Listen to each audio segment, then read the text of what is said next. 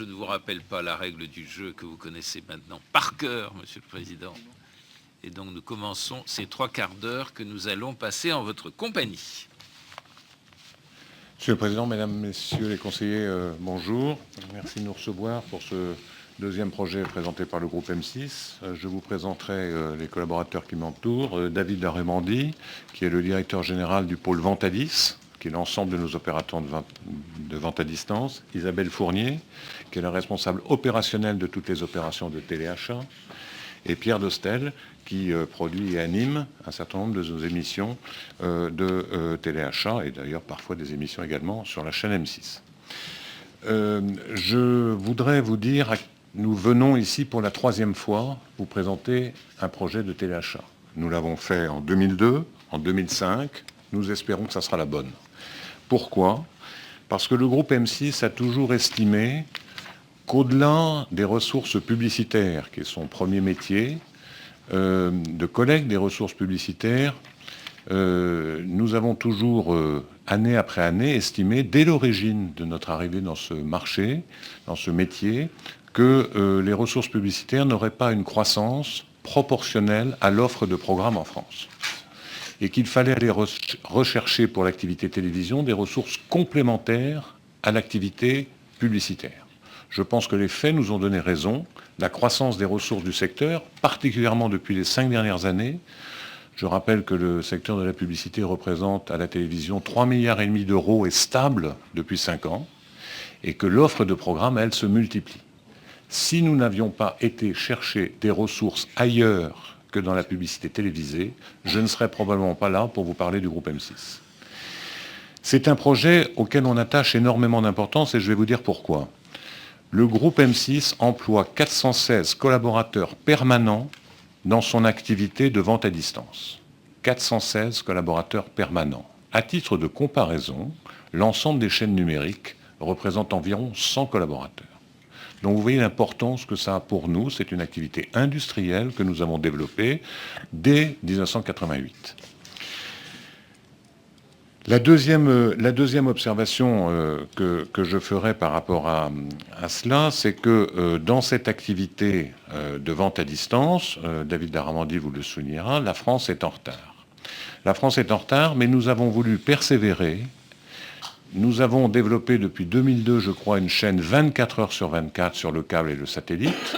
Simplement, cette chaîne est déficitaire aujourd'hui. Nous l'avons maintenue. Actuellement, à l'heure où je vous parle, nous sommes en direct, nous faisons 8 heures du direct par jour. Simplement, quand vous avez le numéro 192 et que vous n'êtes accessible qu'à une partie de la population française, quels que soient les efforts que vous pouvez déployer, vous n'avez pas une activité industrielle forte.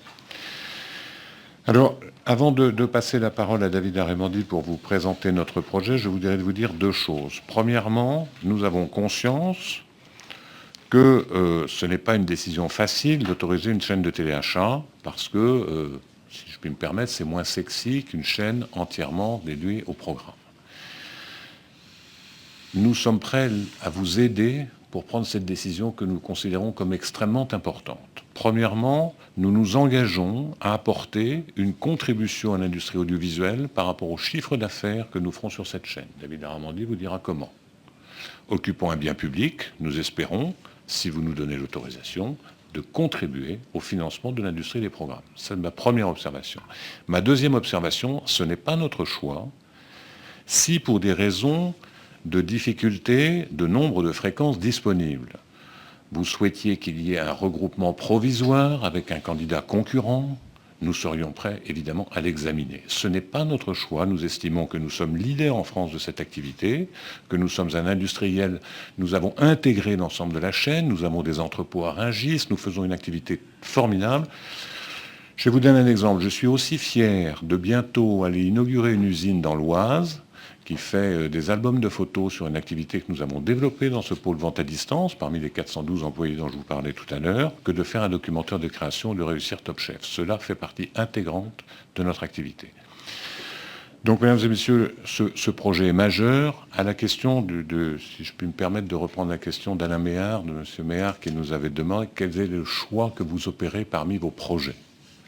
D'abord, je vous rappellerai que nous sommes un groupe qui n'avons malheureusement pas bénéficié des autorisations d'émettre en nombre suffisant, puisque nous avons 4 autorisations d'émettre, dont une partagée avec le groupe TF1, et que nous avons la place pour les 3 autorisations. Donc nous nous présentons de manière recevable.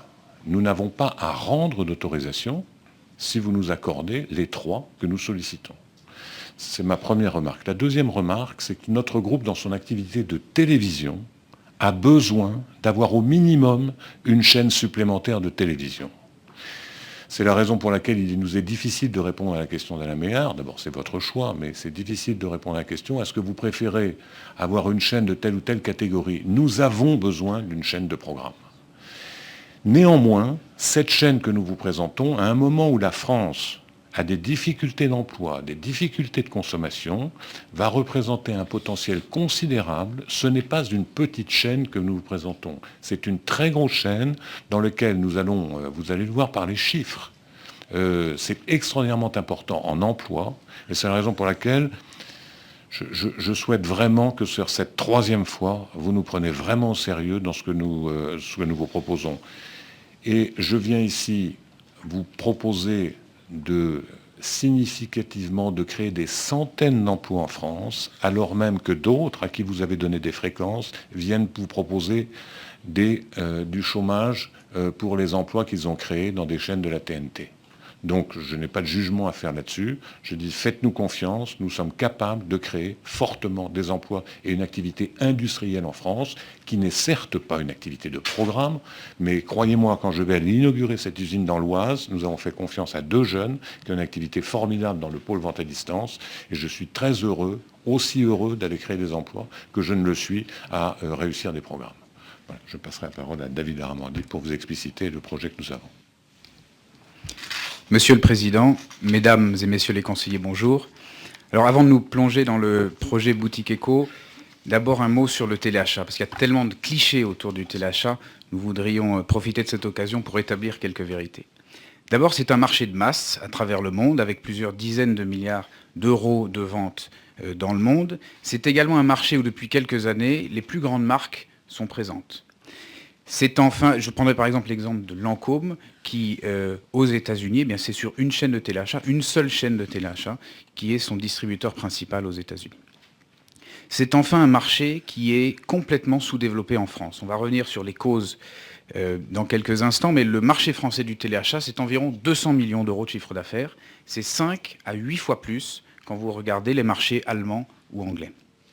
Alors nous, sur ce marché, nous en sommes clairement numéro 1. Nous y sommes présents depuis 24 ans à travers soit des émissions sur une dizaine de chaînes, soit à travers notre chaîne M6 Boutique & Co, qui est aujourd'hui la seule chaîne disponible 24 heures sur 24, avec 8 heures de direct, comme le rappelait M. Taverneau il y a quelques instants. Nicolas. En termes de volume, c'est environ 1,2 million de clients que nous avons chaque année, auxquels nous expédions environ 2 millions de produits.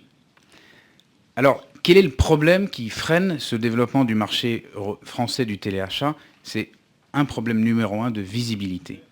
La visibilité, c'est ce qui nous manque et c'est la raison pour laquelle nous sommes si heureux d'être devant vous pour vous présenter ce projet, parce que acquérir une autorisation de la TNT, c'est l'assurance de pouvoir aller au-devant de nos clients et pour pouvoir les convaincre de l'intérêt de cette nouvelle forme de commerce. Alors, nous avons des projets, des ambitions très fortes pour ce projet, des ambitions bien sûr de chiffre d'affaires, avec pas loin de 300 millions de chiffre d'affaires au bout de 4 ans d'existence. Et puis nous y mettions des moyens humains, avec 570 emplois créés dans ce domaine, des moyens financiers avec 50 millions d'euros investis sur ces 4 premières années, et des moyens télévisuels, et Pierre Dostel va vous en dire quelques mots dans quelques instants. Avant de lui laisser la parole, un mot sur le concept de cette chaîne. C'est une chaîne donc 24 heures sur 24, dédiée entièrement au téléachat, avec des programmes d'1 à 2 heures qui mêleront conseils et ventes dans différents univers de produits du quotidien, avec des fournisseurs qui représenteront un équilibre entre des grandes marques d'une part, et puis des fournisseurs de plus petite taille d'autre part. On met un accent très fort sur la production télévisuelle. Ce sont, dès le lancement, 12 heures de direct par jour. On passera 16 heures à partir de 2015. Évidemment, une production en haute définition. Ça représente des dépenses de l'ordre de 20, 25, puis 30 millions d'euros entre la production et la diffusion de la chaîne par an pour ce projet. Un dernier mot, comme le présentait Nicolas en introduction, nous proposons une contribution additionnelle de 1,5% de notre chiffre d'affaires dès que nous aurons atteint 150 millions d'euros de chiffre d'affaires, ce qui représente notre équilibre opérationnel. Alors je voudrais maintenant laisser la parole à Pierre Dossel, que vous connaissez comme animateur, mais qui est devant vous comme représentant de la ligne éditoriale, de la couleur de ce projet Boutique & Co. Monsieur le Président, Mesdames, Messieurs les conseillers, bonjour. Merci d'être avec moi ce matin. Je vais vous proposer un produit tout à fait exceptionnel. Il s'agit du rap-tout. Il rappe, il coupe, il tranche. Il va à toute vitesse, mais attention, c'est une bonne affaire, il n'y en aura pas pour tout le monde. Ce téléachat, vous le connaissez, il est présent sur les chaînes du groupe M6. Ce n'est pas ce que nous voulons faire aujourd'hui avec notre chaîne Boutique & Co sur la TNT. Amazing, incredible, it's fantastic. Vous avez déjà vu également ce type de programme. Ce sont des programmes américains qui sont doublés en français. Ce sont des infomerciales, comme on les appelle. Vous les avez déjà vus. Ce sont des programmes qui sont extrêmement percutants. Mais ce n'est pas non plus ce que nous voulons faire sur notre chaîne Boutique & Co sur la TNT. Non, ce que nous voulons faire, ce sont des programmes divertissants, des programmes qui sont attrayants, avec évidemment beaucoup d'invités. Nous inviterons des patrons de PME, des invités évidemment prestigieux. Nous aurons des rendez-vous avec des quotidiennes, des émissions sur la nutrition, des émissions également sur la cuisine, sur le high-tech. Non, nous voulons faire de cette chaîne Boutique & Co une chaîne extrêmement attractive, car si elle n'est pas attractive, évidemment, elle ne sera pas regardée. Donc l'importance d'avoir une chaîne qui soit regardée le plus possible, mais aussi bien pour des gens qui désirent acheter nos produits que pour des gens qui viennent par simple curiosité pour la regarder. Alors, pour vous donner un petit avant-goût de ce que sera notre chaîne Boutique & Co, je vous propose de regarder un film d'1 minute 20, c'est très court, mais ça donne une petite idée de ce que sera notre chaîne. Regardez.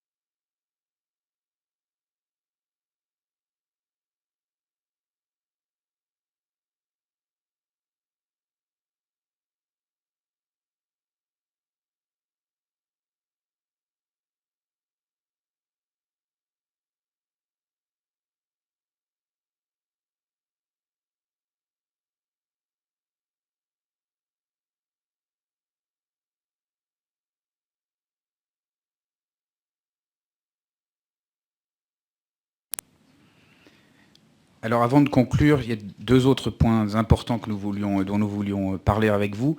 Le premier, comme dans téléachat, il y a achat, c'est la protection du consommateur. La protection du consommateur, Boutique & Co se veut un espace d'achat rassurant. Et pour cela, nous le faisons au travers de 3 piliers. Le premier pilier, c'est une sélection d'achats autour de produits innovants et apportant de la valeur ajoutée à ces consommateurs. Et deuxièmement, un excellent rapport qualité-prix. Le deuxième point important, ce sont les conditions d'achat, avec notamment un droit de retour de 30 jours qui permet un achat en toute tranquillité. Et puis le troisième point qui nous paraît extrêmement important sur ce sujet, c'est une façon de vendre qui est très différente de la façon actuelle du téléachat, qui est plus agressive, plus incitative. Là, on est dans une relation de confiance, une relation d'échange avec le consommateur pour lui apporter les solutions qu'il recherche. Dernier point avant la conclusion, sur la technologie et la modernité. Elle est également au cœur de notre projet. Nous avons l'ambition, évidemment, nous attendons beaucoup de la norme HbbTV pour pouvoir enrichir nos programmes avec des informations qui sont aujourd'hui disponibles seulement sur nos sites internet, c'est un élément important. Et deuxièmement, quand on dit modernité, on dit également mobilité, donc nous aurons des applications pour tablettes, pour téléphone, qui permettront d'avoir accès à l'ensemble de notre offre ou à de la télévision de rattrapage à tout instant et en tout lieu. Donc, en conclusion, nous avons la conviction que Boutique & Co est un projet qui apportera de la diversité à la TNT, avec des projets, des programmes et des services différents, innovants et modernes. Ça permettra aux téléspectateurs français de venir à la rencontre d'un mode de distribution qui connaît beaucoup de succès dans les autres pays européens. Troisièmement, qui sera extrêmement créateur d'emplois. On parlait de 570 créations d'emplois. C'est autant que l'ensemble des salariés qui travaillent sur l'ensemble des chaînes du groupe M6. Quatrièmement, qui sera un projet ambitieux en termes de création et de production française, notamment avec cette contribution volontaire. Et le tout sans perturber l'économie des chaînes existantes. Voilà, nous vous remercions pour votre attention et sommes évidemment à votre disposition pour vos questions. Merci beaucoup. Avant de donner la parole à Madame Christine Kelly, à mon très grand âge, j'ai des problèmes auditifs et j'ai pas bien compris, selon l'interlocuteur, si c'était Boutique & Co ou Boutique & Co. Est-ce que le président peut, lui, me donner la bonne réponse? Moi, j'ai toujours dit Boutique & Co, parce que je connais votre souci de la langue française que je partage. Le choix du nom de la chaîne n'est pas totalement définitif, puisqu'il reprend le choix de la chaîne 24 heures sur 24. Voilà. Et en plus, Echo, ça me va assez bien. C'est ce que nous avions cru comprendre. Madame Christine Kelly. Oui, merci, Monsieur le Président. Une question, comme j'ai posé à vos concurrents sur le même créneau. Qu'en est-il de la plateforme téléphonique? Est-ce qu'elle sera en France? Qui va y travailler? Est-ce qu'elle sera au Maroc? Est-ce qu'elle sera en Afrique? Autre question sur des images souvent que je vois qui sont mal doublées. C'est-à-dire que pour combler un peu justement les programmes, on a des images qui sont mal doublées, quelqu'un qui parle anglais mais qui traduit en français, mais voilà, mauvaise parfois qualité d'image et de doublage. Est-ce que ça sera le cas? Est-ce que vous comptez faire quelque chose pour améliorer ce point? Troisième point sur la protection du consommateur, vous en avez parlé, c'est très important pour le CSA. Est-ce que vous avez prévu un délai de tractation de combien de jours? Comment ça va se passer? Et puis un dernier point sur que deviendrait M6 Boutique si vous avez justement cette chaîne. Est-ce que ça serait une transformation de M6 Boutique sur la TNT? Est-ce que ça serait une transformation de chaîne payante en chaîne gratuite? Et je remercie Pierre Dostel d'être là, puisque je sais qu'il est sur M6 Boutique depuis 1988 et j'ai beaucoup regardé ses émissions. Avant de donner la parole à Isabelle Fournier, qui est le responsable de nos opérations de téléachat, Isabelle a exporté du téléachat au Canada, exporté du téléachat en Hollande, c'est pas toujours dans le même sens, avec beaucoup de succès. Nous avons tenu à ce que ça soit une femme qui depuis très longtemps est responsable de nos opérations, puisque dans des activités d'acquisition, d'achat, évidemment, les responsables des ménages sont les premières concernées. Je dirais deux éléments. Un, il y aura, comme je l'ai indiqué, une fusion, si vous nous donnez l'autorisation, de la chaîne actuellement disponible sur le câble et le satellite, que nous avons maintenue, avec la chaîne TNT. Donc il n'y aura plus qu'une et seule chaîne sur le câble et le satellite du groupe M6. Première observation. Deuxièmement, nous conserverons dans des éléments différents, parce que pour vous l'expliquer mieux que moi, quand vous avez 10 heures ou 12 heures de direct, vous ne faites pas la même chose que quand vous avez 1 heure, 1 heure et quart, 1 heure et demie. Et donc il y aura 2 programmes différents, sur plusieurs d'ailleurs programmes différents, puisque nous ne faisons pas simplement M6, on a une dizaine de chaînes sur lesquelles on fait des morceaux de programmes de diffusion le matin, et qui se conserveront. Et je rappelle qu'ils contribuent à l'économie de ces chaînes, puisque nous versons des minimums garantis importants à des chaînes soit du groupe, soit extérieur au groupe d'ailleurs. La troisième remarque sur les plateformes, nous avons fait, en ce qui nous concerne, le choix de l'intégration, à la fois plusieurs activités de vente à distance, puisque nous mêlons, vous savez que nous avons un site qui s'appelle Mr Gooddeal, qui est très important, et des activités de téléachat. Nous avons donc plus de 400 collaborateurs, comme je l'ai rappelé tout à l'heure, permanents. Nous avons des plateformes logistiques. Donc nous avons une expertise dans ce domaine-là très importante. Nous n'avons pas 10 collaborateurs pour faire une chaîne, 412 collaborateurs permanents, plus des collaborateurs occasionnels. Tout le processus de distribution est intégré. Et donc, on est véritablement dans un projet industriel. J'insiste beaucoup sur ce point. Nous voulons un projet industriel. Quand je dis je suis prêt à me rallier à, si vous jugiez qu'il fallait faire émerger les deux projets, ce n'est pas mon choix parce que je considère que nous sommes de loin le leader dans ce domaine-là. Et depuis longtemps, les chiffres l'attestent. Et puis, si je puis me permettre une petit clin d'œil, la précédente présentation, 2 collaborateurs sur 3 venaient directement du groupe M6 dans son activité. Je vous laisse deviner d'ailleurs celui qui n'était pas venu du groupe M6 dans la présentation. Donc nous avons une certaine expertise dans ce domaine, y compris d'essaimer. Voilà. Et donc Isabelle peut répondre très précisément aux questions de Mme Kelly. Pour répondre à vos 2 premières questions, en ce qui concerne les emplois, 100% des personnes qui travailleront sur le projet Boutique & Co seront situées en France. Et vous faisiez référence notamment au centre d'appel. 100% des appels seront traités depuis la France et nous nous y engageons. Deuxièmement, sur le doublage. Le doublage, il n'y en aura pas, tout simplement, puisque 100% des émissions seront produites dans nos locaux à Rungis, dans nos studios. Et sur les consommateurs ? Alors sur le droit de rétractation, bien sûr, je vous rappelle que la réglementation prévoit 7 jours actuellement pour la vente à distance. Sur nos émissions existantes, nous sommes déjà à 15 jours et sur la chaîne, nous prévoyons un droit de rétractation sans aucun frais, c'est important, de 30 jours. Merci. Et je m'empresse de dire à Mme Kelly que de temps en temps, nous avons des pépins, mais que notre objectif, c'est de progressivement les réduire et je pense qu'il y a une grande attention à ces sujets-là de la part de notre équipe. Je voulais simplement préciser pour Madame la conseillère que les émissions qui sont traduites en anglais, c'est ce que je disais tout à l'heure, ce sont des infomerciales. Et en fait, sur notre chaîne actuellement, Boutique & on a 8 heures de programme frais tous les jours, en direct, avec des animateurs, avec des spécialistes, où là, à aucun moment, effectivement, nous n'avons de l'anglais ou de la traduction.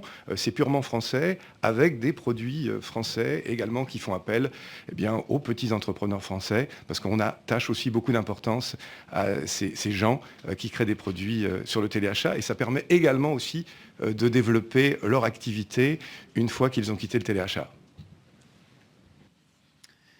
Monsieur Alain Méhard. Merci, Monsieur le Président. Monsieur le Président Taverneau, est-ce que vous pouvez me convaincre de l'impérieuse nécessité d'une diffusion en haute définition pour une chaîne de téléachat qualifiée par vous-même de moins sexy qu'une chaîne de programmation? C'est la première question. Deuxième question sera aussi brève. 2015 N+3, vous prévoyez de mémoire des recettes de 186 millions d'euros. Ça ne se trouve pas sur les sabots d'un cheval, même au galop.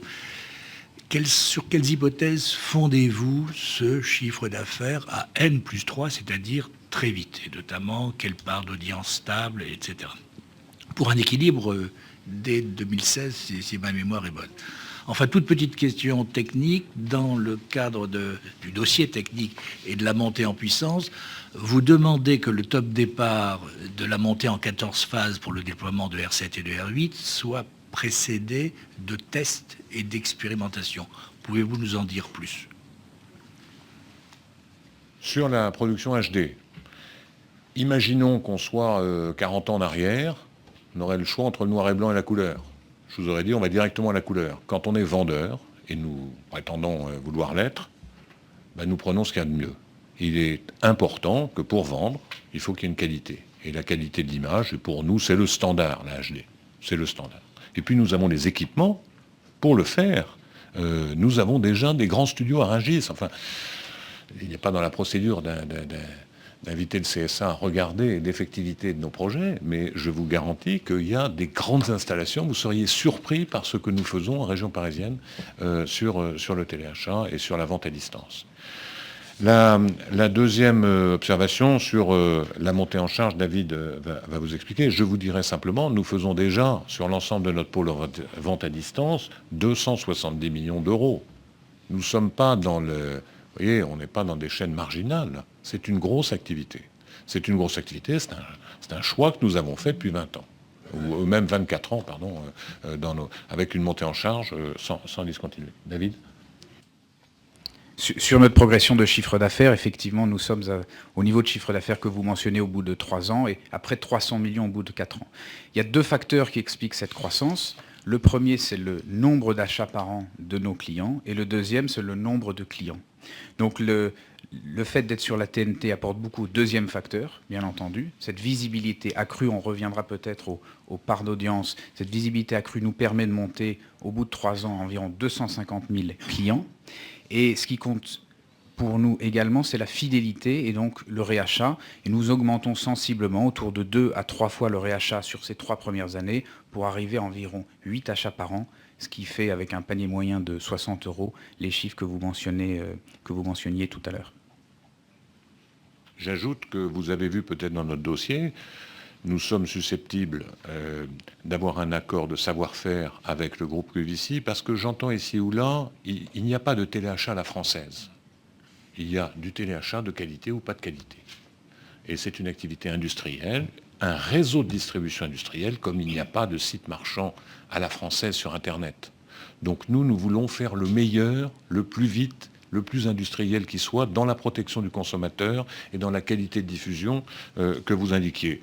De ce point de vue-là, nous sommes susceptibles de nouer un accord avec le groupe international QVC, qui est le groupe Liberty Media, vous savez, un accord évidemment minoritaire, pour apporter plus vite son savoir-faire, puisqu'ils ont un certain savoir-faire, dans notamment la diffusion à tout le monde, pour accélérer la mise en place de notre affaire. Et puis peut-être un dernier point, c'est utile de comparer à ce qui se passe à l'étranger. En Allemagne, par exemple, la chaîne leader tourne autour de 700 millions d'euros de chiffre d'affaires. Donc nous en sommes encore très très loin. Et la dépense par foyer du téléachat en Angleterre ou en Allemagne tourne autour de 40 à 50 € par foyer par an. Avec les chiffres que nous avons dans notre plan d'affaires, nous sommes en année 4 à moins de 10 €. Donc ce sont des chiffres que nous considérons ambitieux peut-être, effectivement, par rapport à la situation actuelle, mais tout à fait réalisables. Les tests préalables au déploiement du réseau. Les tests préalables que vous souhaitez. Alors sur les tests de diffusion, je vais laisser... C'est pas grave. Mais si vous en avez parlé, c'est bien que vous avez une idée en tête. Sur les tests de diffusion. Ouais. Oui. Moi, j'imagine, parce qu'on n'a pas notre directeur technique. On n'a pas notre directeur technique ici, j'imagine qu'il y a une nécessité de faire des tests avant de lancer l'opérating de la chaîne. Mais j'espère que la réponse est dans le dossier. Si elle ne l'était pas, on la complétera au moment de la... Voilà. Je n'aurais pas posé la question dans l'hypothèse d'une complétude du dossier. Madame Françoise Laborde. Merci, Monsieur le Président. Monsieur le Président, Madame, Messieurs, je suis ravie que Pierre Dostel n'annonce pas qu'il va être au chômage. Non, je plaisante. Je voulais juste souligner ses talents d'acteur. J'ai des questions à vous poser concernant l'éditorial, si je puis me permettre. Si j'ai bien compris, le but, c'est de faire une chaîne qui serait attractive en tant que telle, indépendamment de l'envie d'acheter ou pas par le truchement de la boutique. Est-ce qu'il y a peut-être pas un risque ou une possibilité pour que, ou une hypothèse, pour qu'à un moment donné, entre les magazines de M6, qui sont extrêmement divers, et les portraits que vous pourriez être amené à faire de tel chef d'entreprise ou tel succès, il pourrait y avoir une sorte de par capillarité de contagion à la boutique M6. Si par exemple vous trouvez je sais pas, un petit producteur magnifique, une petite créatrice merveilleuse dans la France profonde, est-ce qu'on pourrait la retrouver, pour dire les choses concrètement, à la fois dans les magazines d'information du groupe M6 et par exemple dans la chaîne M6 Boutique? Est-ce que vous envisagez quelque chose de complètement étanche ou pas? C'est vraiment pas une question malicieuse, c'est une curiosité personnelle. Partant de ça, j'ai une question qui relève un peu de la même interrogation concernant la publicité. Est-ce que vous envisagez, à un moment donné, de faire des offres peut-être globales à des annonceurs qui viendraient sur M6 et qui pourraient peut-être être, non pas des annonceurs, mais en tout cas des contributeurs ou dont les produits pourraient être exposés sur M6 Boutique? Ça, c'est ma deuxième question. Et ma troisième question, vous parlez d'une contribution volontaire à l'industrie des programmes. À quelle hauteur et sous quelle forme cette contribution pourrait voir le jour? Merci. Sur est-ce qu'il y aurait de la capillarité entre l'information et le commercial? Oui. Écoutez, de la même façon qu'il n'y en a pas entre la régie publicitaire et l'editing de M6, de la même façon, depuis 25 ans que nous faisons du téléachat, il n'y a jamais eu, je le dis, il n'y a jamais eu la moindre capillarité entre l'information, nos magazines d'information, et l'activité de téléachat qui est diffusée tous les matins sur nos antennes du groupe M6. Jamais. Je crois qu'ils ne se connaissent même pas. Donc, il n'y a pas de... sur les couplages publicitaires, il n'y a pas de couplages publicitaires qui sont envisagés, puisque cette activité est une activité qui est propre. Simplement, en quoi elle concerne le groupe M6, si j'ose dire, dans son activité de télévision? Premièrement, elle utilise une autorisation d'émettre que vous auriez à nous donner. Deuxième chose, elle a des contreparties, de cahier des charges. Et la troisième chose, c'est que tout ça contribue à l'activité du groupe M6, dont une grosse partie est dans sa dynamique et est remise dans ses programmes. Encore une fois, les résultats du téléachat nous ont permis, certaines années, de passer le cap entre la faillite et, pas simplement le téléachat, dans toutes ces activités de diversification, et le maintien de l'activité. Donc c'est quelque chose d'essentiel pour nous. Vous savez qu'on fait à peu près 45% de nos ressources en dehors de la publicité. Donc c'est quelque chose dont, c'est une spécificité d'ailleurs du groupe M6, qu'il a développé depuis très longtemps, pour les raisons que j'indiquais tout à l'heure. Donc ce projet s'inscrit, mais il n'est pas question d'avoir des capillarités opérationnelles et éditoriales, chacun chez soi. Chacun chez soi. Sur la question de la contribution. Très précisément, la contribution s'élève à 1,5% de notre chiffre, s'élèverait à 1,5% de notre chiffre d'affaires net dès que nous atteindrions 150 millions d'euros de chiffre d'affaires. Alors pourquoi ce chiffre? C'est parce qu'au vu des investissements importants pour ce projet, l'équilibre opérationnel arrivera à ce niveau de 150 millions d'euros. Donc nous pensons qu'il est important d'abord de vérifier la pérennité de cette société, de ce projet, avant de pouvoir contribuer à la création française. Sur le mécanisme, ils ne sont pas encore définis, mais si nous avions une autorisation d'émettre, évidemment, nous prendrions rendez-vous avec toutes les organisations concernées pour voir comment faire. J'insiste bien sur ce point. On n'a pas l'habitude d'avoir une générosité inconséquente dans le groupe M6. Voilà. Bon. On est généreux, mais on réfléchit. Bon. Et donc, sur cet aspect-là, on est tout à fait prêt à en discuter dans le cadre du cahier des charges qui sera en discussion si vous donnez l'autorisation d'émettre. Donc c'est un point ouvert à la discussion, dans ses modalités notamment. Et deuxièmement, si nous avons fait ça, c'est parce que nous voulons vraiment de cette chaîne. C'est pas quelque chose qu'on a placé comme ci et comme ça. Pas simplement cette chaîne d'ailleurs. Mais ça c'est pour le président Méhard. Mais c'est la troisième fois qu'on vient. C'est la troisième fois qu'on vient. On y croit. On y croit. Merci. Bon. Madame Francine Mariani Ducret. Merci Monsieur le Président. 3 petites questions. La première complémentaire par rapport à celle de Madame Laborde. Le résultat de la contribution que vous envisagez à la production, ce sont des œuvres ou des programmes que vous envisagez à un moment donné de passer sur cette chaîne-là ou pour alimenter les autres chaînes du groupe? Deuxième question sur le mode de commerce que vous envisagez. Est-ce que c'est exclusivement de l'achat pour revente ou est-ce que vous envisagez aussi, le cas échéant, du courtage ou de la vente aux enchères? Et en fait, c'était mes 2 questions et pas 3. Merci. Les modalités de versement de cette contribution, nous sommes ouverts à toute solution dans la discussion du cahier des charges. C'est un minimum. C'est un minimum, y compris par une contribution éventuellement au CNC. Donc, nous sommes extrêmement ouverts sur cette contribution. vous voyez que la générosité n'a plus de limite. La deuxième observation sur les ventes aux enchères, Isabelle, pardon. Alors non, nous ne prévoyons de vente aux enchères ou d'émissions liées à du courtage, parce que nous ne pensons pas que ces deux formats s'appuient sur le modèle que nous voulons démontrer avec Boutique & Co. C'est-à-dire que sur Boutique & Co, encore une fois, c'est un format qui va être divertissant, dont on va aller chercher la proximité, l'échange, la confiance du téléspectateur.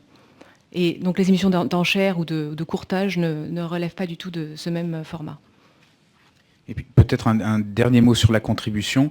1,5% du chiffre d'affaires en année 4, ça représente une somme d'environ 4,5 millions d'euros, qui représente, d'après nos calculs, ce que verserait une chaîne d'environ 50 millions d'euros de chiffre d'affaires pour une chaîne traditionnelle. Donc nous pensons que ce sont des montants qui sont ambitieux à ce sujet.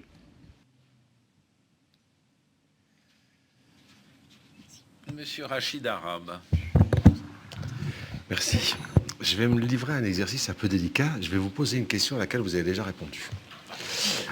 Et je m'explique.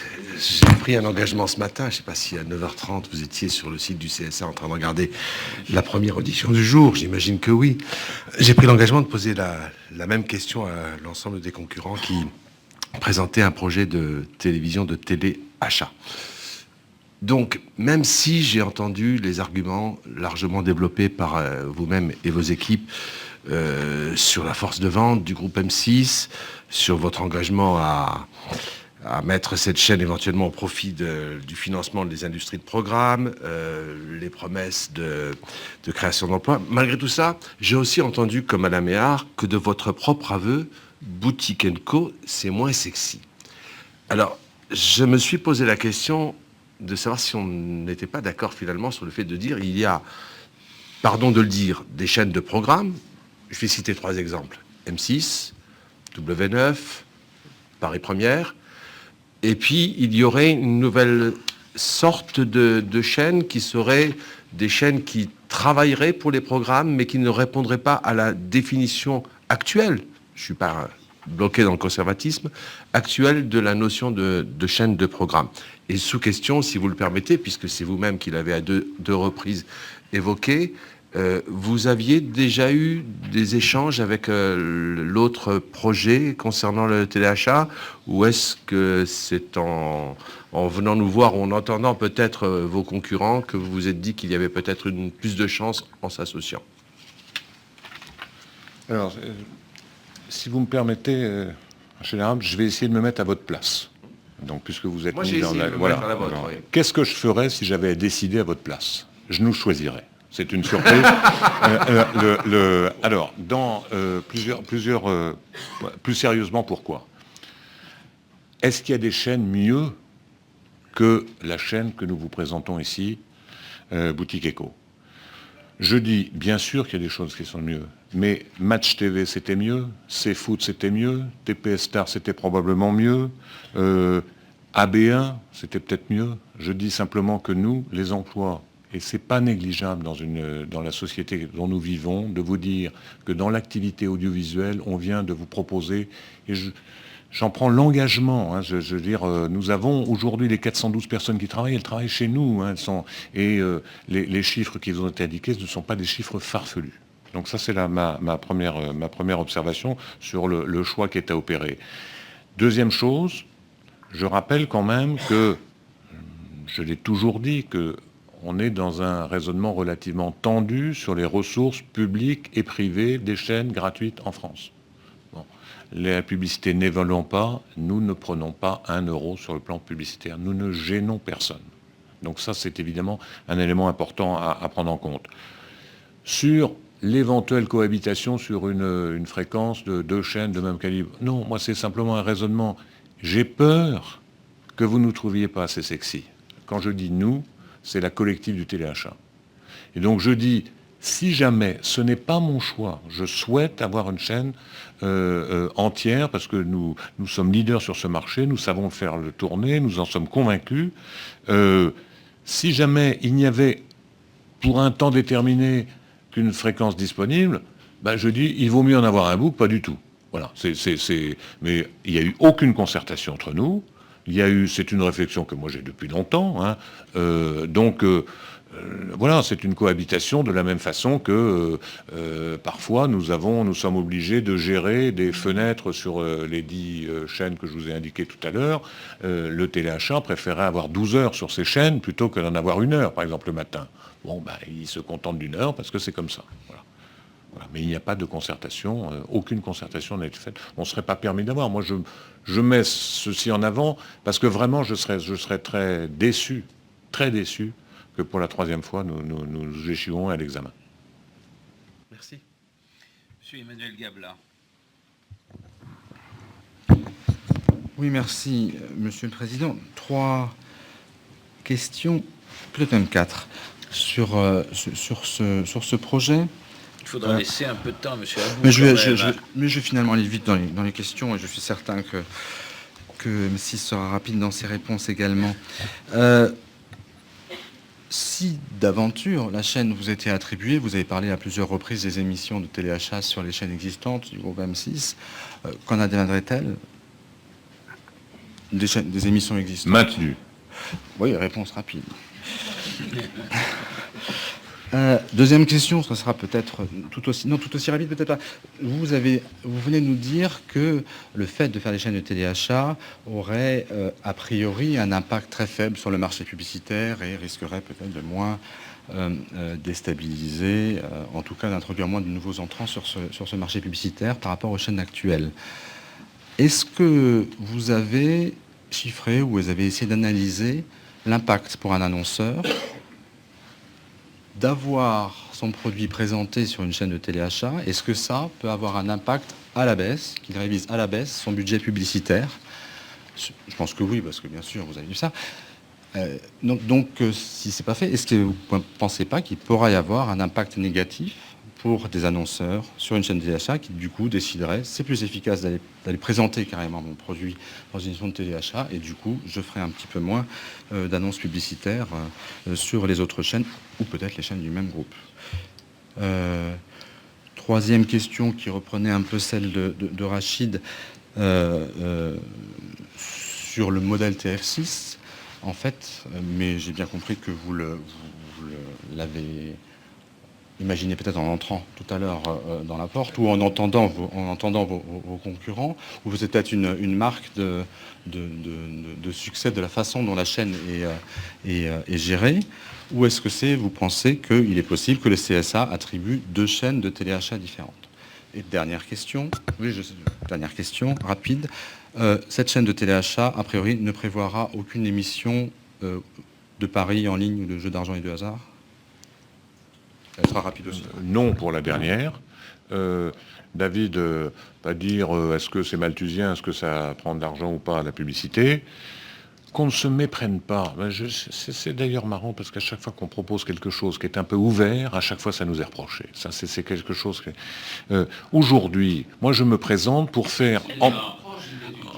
En tant que leader du téléachat en France, je souhaite avoir une chaîne de téléachat. Pour la 3e fois, je me présente à vous et j'en ai déjà une sur le câble et le satellite. Le groupe M6 souhaite l'avoir. Si d'aventure, votre choix, moi je réponds par anticipation à la question, si votre choix, vous dites c'est 0 ou il n'y en aura pas 2, je dis, moi je suis prêt, si vous le souhaitez, à me rétrécir un peu pour faire de la place aux autres. C'est quand même, voilà, parce qu'il vaut mieux démarrer plutôt que de ne rien faire, puisque ça fait 20 ans qu'on attend ça. Ça fait 20 ans qu'on souhaite faire une chaîne de téléachat en France. La France est le seul pays qui n'en est pas. Je pense que mes collègues qui sont également compétents et qui sont des gens responsables, avec lesquels on sait aussi s'entendre pour avoir des affaires comme TF6 qui sont disons, gérées rationnellement, je dis qu'il vaut mieux avoir une position responsable en disant, moi c'est tout ou rien. C'est votre responsabilité, c'est pas la mienne. Par anticipation, je dis, je préfère avoir quelque chose que rien du tout. Mais surtout, si vous voulez nous l'attribuer entièrement, ça sera avec grand plaisir. On est là et notre économie, telle que David vous l'a rappelé, elle est sur 24 heures sur 24. Et tous nos engagements sont faits là-dessus. Alors est-ce que ça gêne l'activité publicitaire des autres chaînes? Alors je pense qu'il n'y aura aucun impact sur la publicité. C'est très important. Le téléachat, c'est un canal de distribution à part entière. C'est pas parce que Lancôme, pour les citer à nouveau, lance une nouvelle ligne de produits au bon marché qui vont moins dépenser en publicité, en magazine ou ailleurs. Donc il faut vraiment le voir de façon très différente. C'est de la vente, c'est du téléachat et c'est un circuit de distribution comme les autres. La dernière question de la matinée revient à M. Nicolas About. Président, Madame, Messieurs, tout a été peut-être dit, donc on en arrive maintenant peut-être à des détails, mais une question technique, l'alimentation par satellite des sites du réseau secondaire a-t-elle été prévue?